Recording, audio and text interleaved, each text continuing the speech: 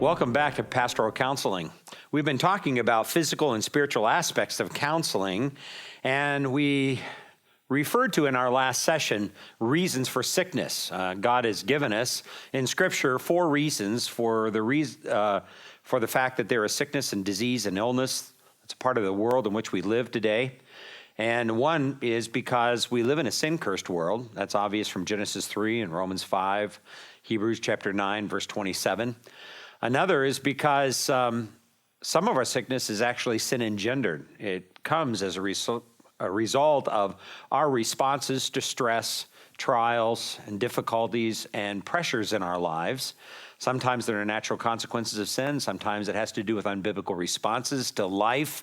When we blow up and we do something careless, we hurt ourselves, or we may actually even hurt other people. And then in 2 Corinthians 12 and verse 7, we suggested that one of the reasons for sicknesses in this world is actually a prevention of sin. Paul talks about his thorn in the flesh. And then last of all, in John chapter 9, with the man who had been born blind, Jesus says that neither he had sinned nor his parents had sinned, but it was given to him, that particular ailment, so that God may be glorified in him. Now, with that type of understanding, we want to proceed a little bit further and talk about the way in which God has created the human body and certain controls and mechanisms that are part of the human body that you need to be aware of as a counselor. If you're going to do good biblical counsel, if you're going to be a pastor and you work with people, because you're dealing with whole people, you're not just dealing with souls, but you're dealing with a soul that is within a body, and that body and soul interact with one another. And we've referred to that before. In fact, there are certain controls that are certain responses to life may produce sicknesses in our life because of the natural processes that go on in our bodies. And there are controls that are actually given by God. For example, there are automatic controls. Those automatic controls, for example, hormones are a good example of that work on the basis of supply and demand.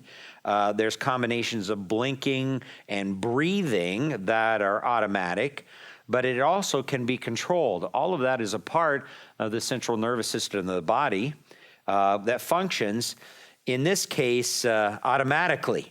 If you were to walk into a really dark room and you sat in that room for a little while and your eyes adjusted to the darkness there and somebody suddenly turned on a bright light, you couldn't help it. Your body would naturally respond. Your eye would begin to blink until it adjusted to that bright light.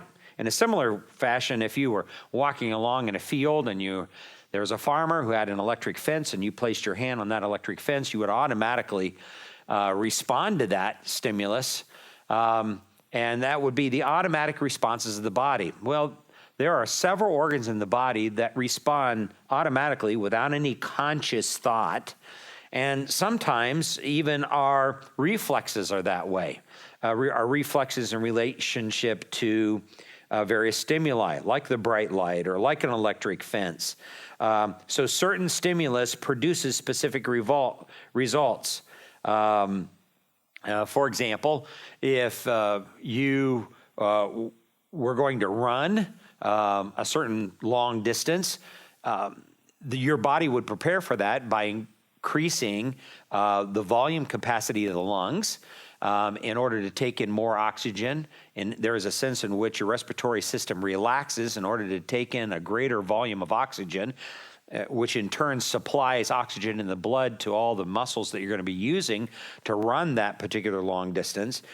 Your heart automatically speeds up. Well, in a similar way, there are certain triggers that can occur in the body, even though you're not planning on doing any kind of rigorous physical exercise. And you can see that with a person who has panic attacks, because it's just like a little switch goes off in the body and the respiration starts to increase. Their lungs relax in order to take in more oxygen, and this overwhelming feeling of dread or fear overcomes them. And when that happens, it happens automatically. So a person who's had a panic attack at that particular time is experiencing all kinds of sensations in their body. Their fingers begin to tingle. They feel queasy, sometimes in the stomach. And that's when that fear has overtaken them and it's just controlled them. And yet, in their immediate environment, there's nothing threatening at all. There's nothing there, but that is a result of some kind of thing that occurs in the physical body that sends those sensations, and the body can be actually habituated with those type of sensations so that they occur on a regular basis or on an increasing basis as time goes on. Now, these can be controls that are influences sometimes by the stresses, the pressures, the problems that we experience in life. That's really significant. For example, this gives you a little bit of an example of the autonomic nervous system in the body, and you can see on the left-hand side the parasympathetic system, and on the right-hand side the sympathetic system. The parasympathetic system is when the body really is at rest. When your body is at rest, there are certain automatic things that occur in the body. For example, your pupil tends to restrict. It stimulates your gallbladder. Your pacemaker of your heart is inhibited because your heart actually slows down on the parasympathetic side, down the left-hand side of our chart here. It constricts the bronchial area because you don't need as much oxygen. So there's restricted volume of air that you actually are able to take into your lungs. It stimulates the activity of your digestive system, and it stimulates your gallbladder, and it constricts your bladder so that you feel like you have to go to the restroom more frequently. Or in a very similar way, it also stimulates sexual structures in your body. Now that's down the left-hand side of our chart there in the parasympathetic system. It stimulates those sexual structures. Sometimes you may be counseling, for example, a person who is struggling with sins of masturbation, and when that happens, then you may want to tell them one of the problems behind that is that they are too relaxed. If they get themselves involved in some kind of physical activity that actually inhibits the sexual structures in their body, it doesn't necessarily take away the reason for that in the heart, but it does inhibit those sexual structures, and it helps them to learn personal self-control, especially in the area of sexual issues. So that's the parasympathetic system. That is when the body is relaxed. Now, what happens when the body is really ready to engage itself in rigorous physical activity? This is the sympathetic system. In this case, it inhibits the salivation, so you don't feel hungry as much. When you're more relaxed, you feel hungry. It accelerates your heart rate. It relaxes your bronchial area so that you can take in more oxygen because you're getting ready for a real physical activity at that particular point. And by the way, that's one of the reasons why when a person's in the hospital for a long period of time and sort of bedridden, they require that particular person to do all kinds of breathing exercises. Usually there's a long tube with a ball inside that tube, and they practice sucking in, which is very difficult to do, and that ball raises. And they have to do this exercise repeatedly in order to increase the volume of air in their lungs so that their lungs, when they're in a relaxed state, tend to, for a long period of time, fill up with liquid from the body, and it causes pneumonia. So when you are enlarging your lungs, when you're taking in more oxygen at that particular point, then your body is not as susceptible to pneumonia. Then when it comes to the digestive system, then that is inhibited. It inhibits your gallbladder as well. It decreases or your glucose release is actually stimulated during that time in the pancreas area. Also, serotonin and certain releases are given in the body in order to help the muscles in terms of that physical activity, and then it inhibits the sexual structures of the body as well. This is when a person is attempting to physically exercise. And then the sympathetic part of the body takes over. Now you're beginning to see that these controls that are a part of that autonomic nervous system, the central nervous system of the body, automatically take over. These are not something that you give a whole lot of conscious thought to, neither does your counselee as well. And these controls then may be influenced by responses to life. For example, problems that you may experience in your life. And this may produce certain physical symptoms in your body.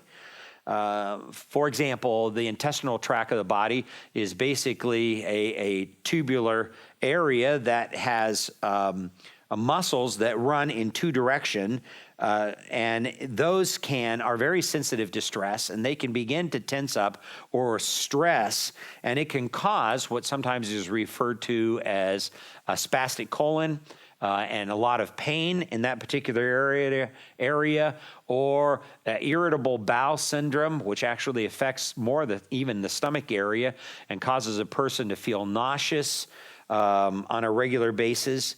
Now, the question does that have an organic cause? Is it something wrong in the body that's really triggered that thing? There are some types of diseases that can cause those kind of reactions, but for the most part, in most people, especially when they're going through especially difficult times of life and trials of life, can begin to manifest physical symptoms like that, not because of any organic etiology or cause, but because of the way in which they're responding to those particular stresses in life. So our muscles and the certain structure of our body have certain muscle memory in them. Automatic reflexes that occur.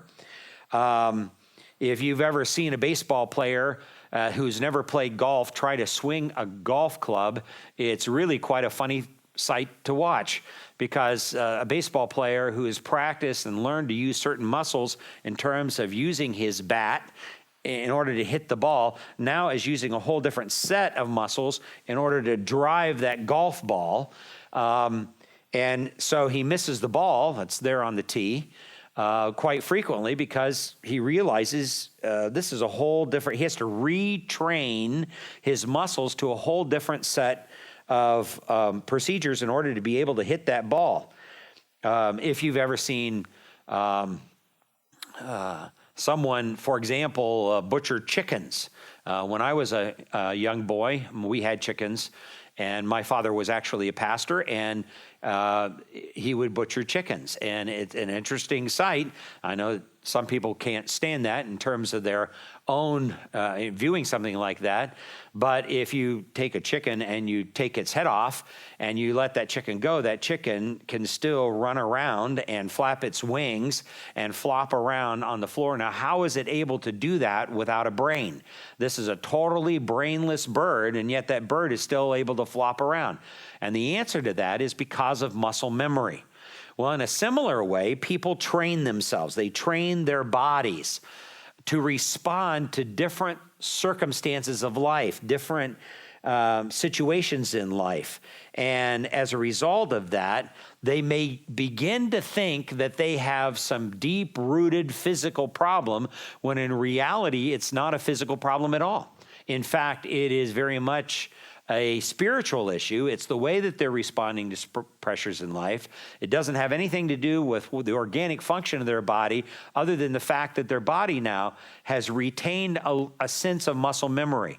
You can see this in the practice, for example, that I used a little bit earlier, of masturbation. A person that has trained themselves in the area of masturbation has trained their body in a sinful procedure, full of greed or self-gratification in this case. And this is exactly what Ephesians chapter 5 and verse 3 warns about, and so does 1 Corinthians chapter 7 and verses 3 and 4 warns about, that we were created to satisfy a spouse. We weren't created for the purpose sexually of self-satisfaction for greed-oriented purposes.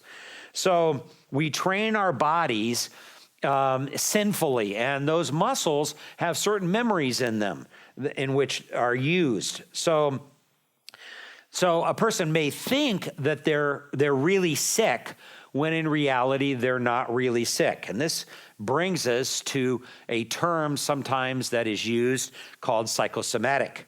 And this is, in a sense, spiritual physical problem. Psycho refers to the mind.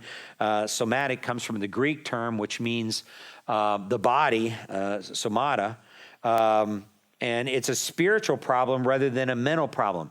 Or even better, probably the more contemporary word that really sums it up now, that is used more frequently now in medicine, is psychoneuroimmunology, because that explains it. Psycho, of course, being the Greek term that is used into the English, which means the mind or the soul. Neuro, of course, refers to the neurological processes that go on in the body, from the brain, and how directly related that is to the immune system of the body.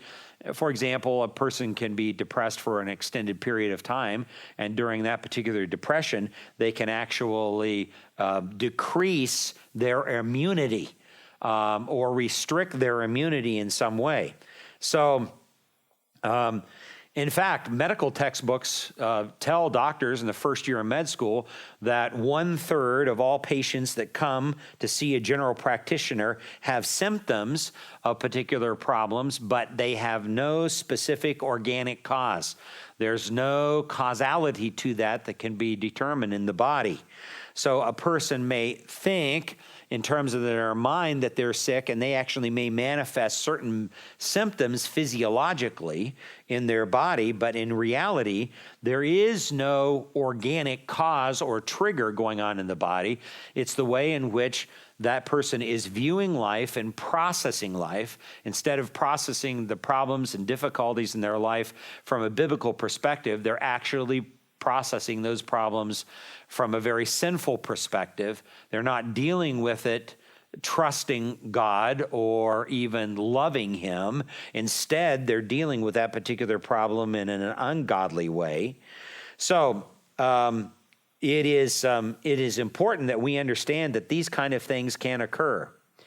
The frequency of this, depending on the medical textbook that you read, between 30 maybe and 50% of all patients seen by the average primary care physician have physical symptoms but no organic cause. When it comes to gastroenterologists who deal with the digestive system, obviously, as much as 40% have functional bowel syndromes that have physical symptoms. They're very definite there. There's no doubt about that. There's something going on in the body, but yet the gastroenterologist is unable to determine any kind of malfunction within that body or anything that would actually trigger that particular problem. So I think that this is important for us to understand, and especially our responses may aggravate diseases that are already present.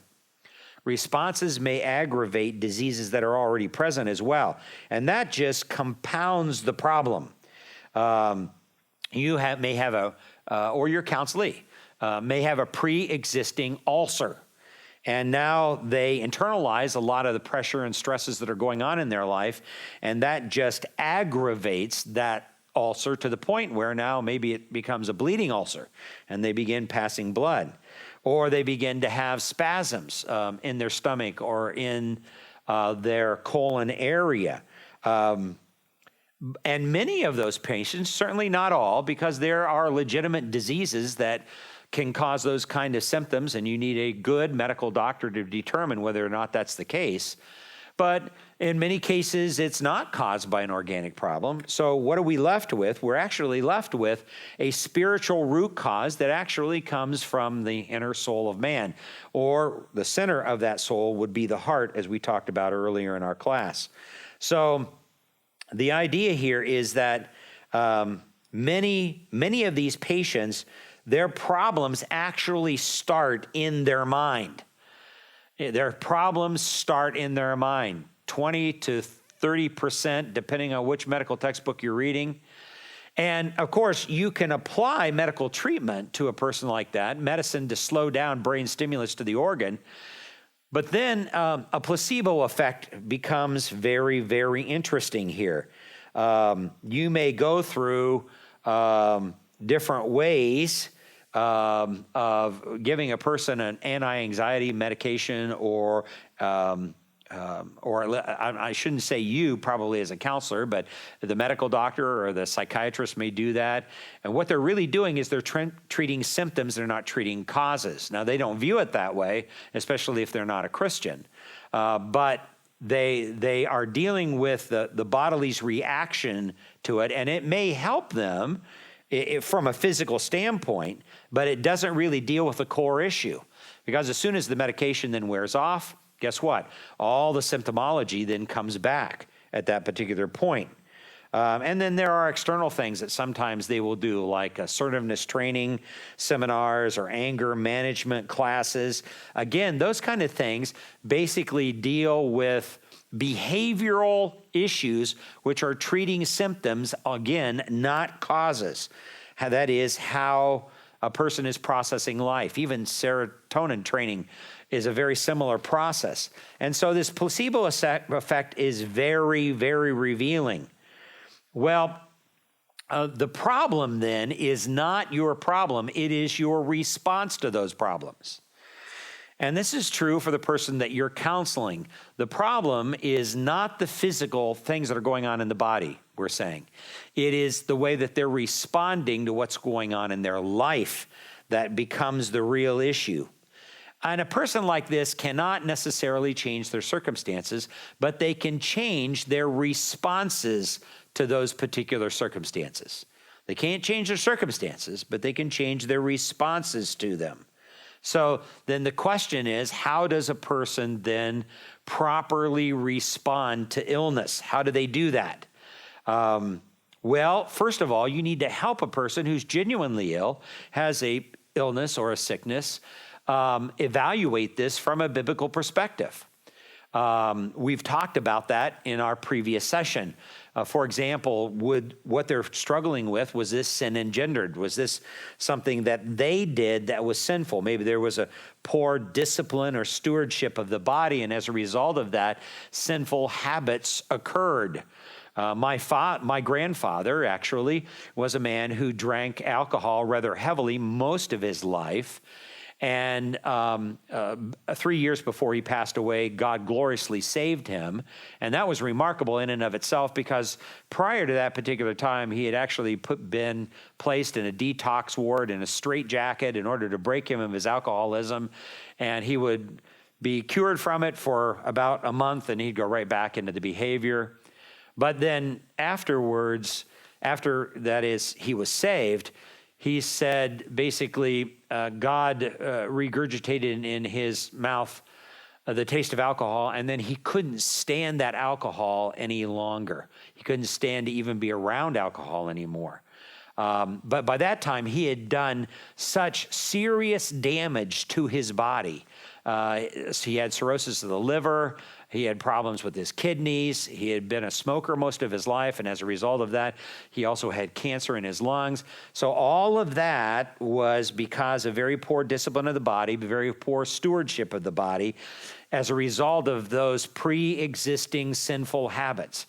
Now, he was gloriously saved, and God radically turned his life around, which is incredibly remarkable. But he still ended up dying of those particular problems and those diseases. Or the second question is that particular disease in there to prevent them from sin? They may have an ongoing, incurable problem in their life, and is that incurable problem dealing with their pride? Is this something that they really need to pray about in order to say, okay, Lord, I have this. There's no known cure for this. So obviously you have given this to me for a reason.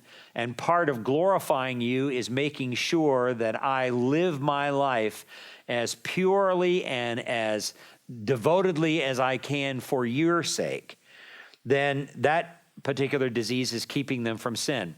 Or is that sin there just to glorify God? Sometimes we talked about this before. God can be glorified by healing them. And in that case, we saw that in John chapter 9 with the man who was born blind. But sometimes God can also be glorified by allowing that disease to continue on. Or sometimes God could be glorified even through their death because of that disease. So the question then comes for your counseling, can I really genuinely die with God's grace, turning to God all the way through my illness, helping people to see a testimony for Christ? That's really such a critical issue. Remember those three things that we talked about before when a person is experiencing a scenario where they have a disease or illness. There's three key questions that need to be asked. Number one, can God cure you? And the answer always to that question is absolutely yes. Has he cured you? The answer is no in this particular case. Then the third question is really critical. So then what does God intend you to do about that?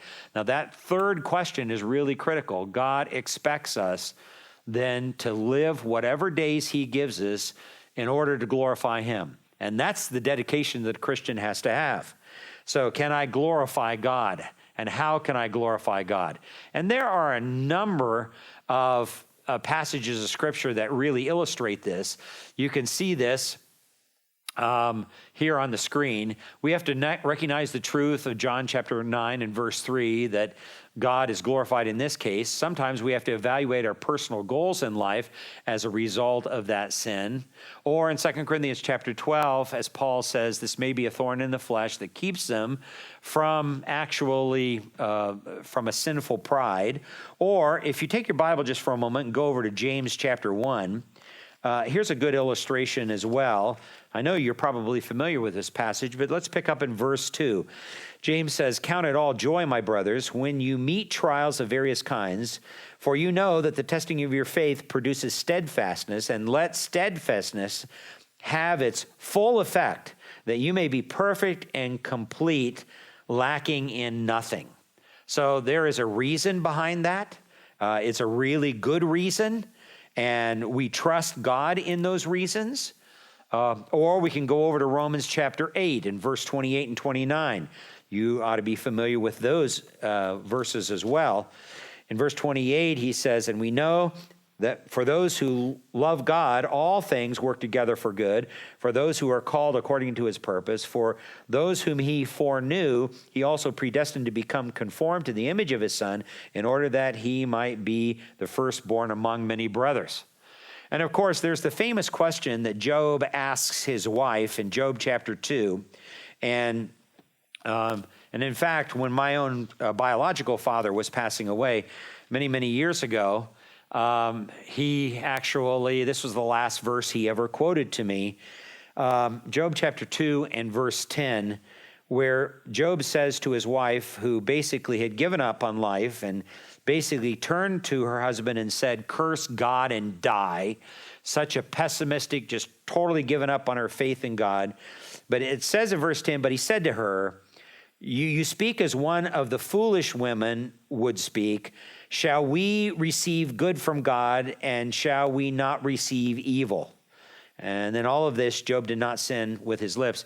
In other words, Job was saying, are we going to be fair weather believers? Are we going to say to God, okay, I'm willing to follow you as long as everything goes really well in my life, but the moment that things go bad in my life, I'm not interested in following you.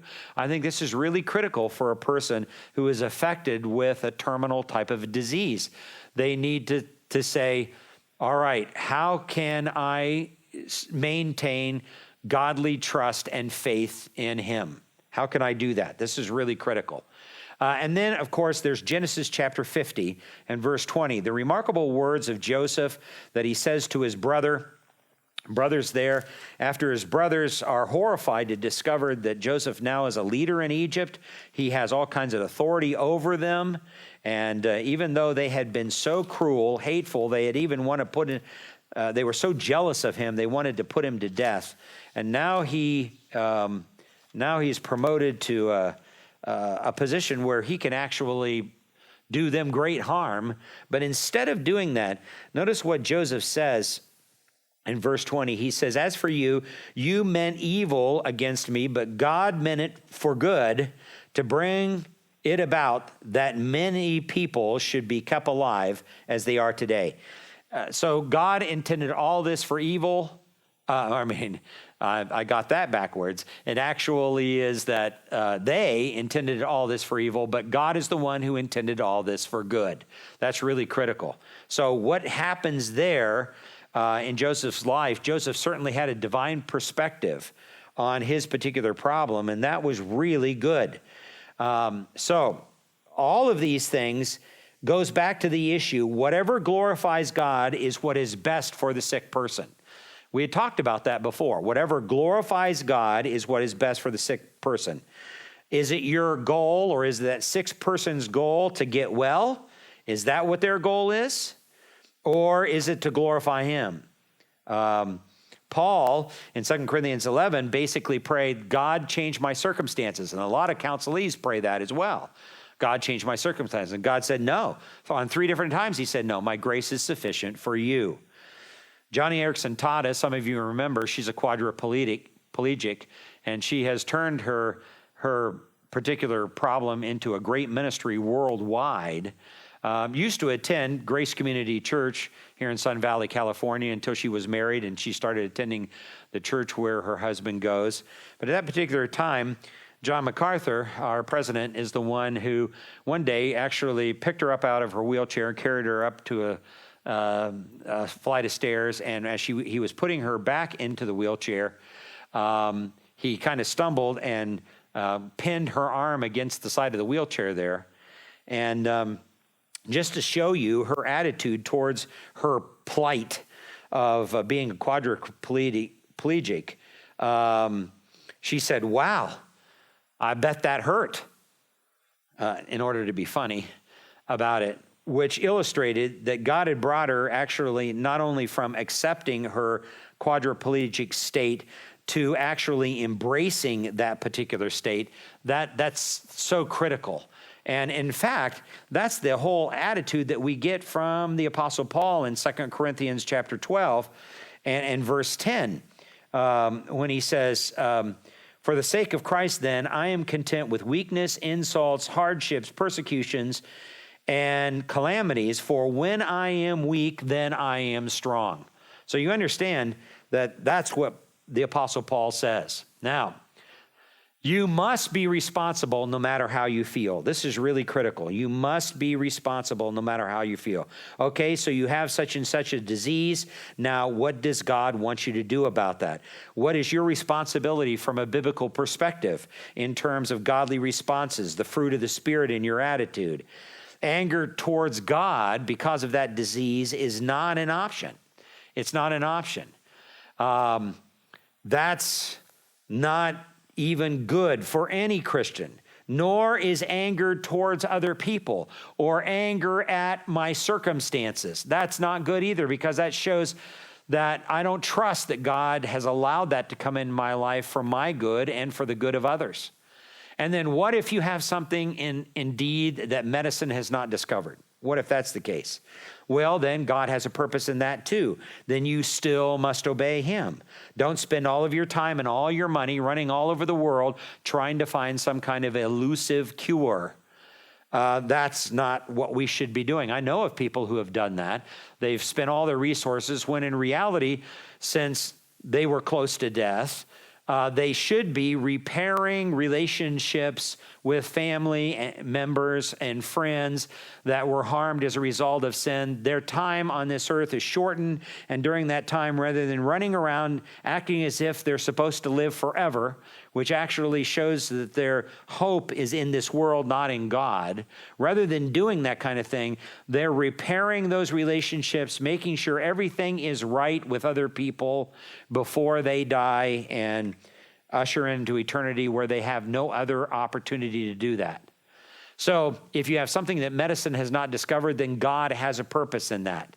And Christians still have a responsibility at that particular point to obey God. as a good steward, we don't spend all of our time and all of our money trying to find some kind of cure. So all of that is really critical. Now, in our next session, we'll talk about this in relationship to issues like using antidepressants or using anti-anxiety type of medications in order to deal with problems. What is really going on when it comes to chemical imbalance?